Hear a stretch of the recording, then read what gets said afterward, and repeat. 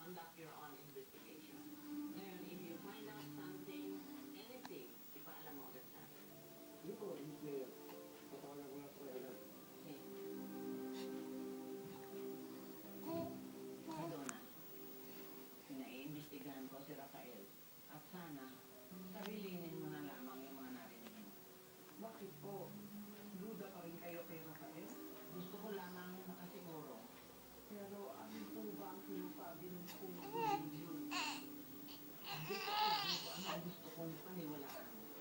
Mapaknayan mo siya ang lumubog sa bata. Wala ho tayong nagagawa doon. Batas po ng tawag ng gano'n. Hindi ko yata kakayanin na makita na nakakulong na naman si Rafael. Tanda na ako na doon. Ayoko mapuno na mapakit sa kalaan ang huling sandali ko dito sa mundo. Huwag naman magsalita ng ganyan. Huwag kayo mawawalan ng pag-asa. Bakit? Hindi ka makabangon. Hindi makabangon yan. Bakit? Gusto na bumangon na si Mimi.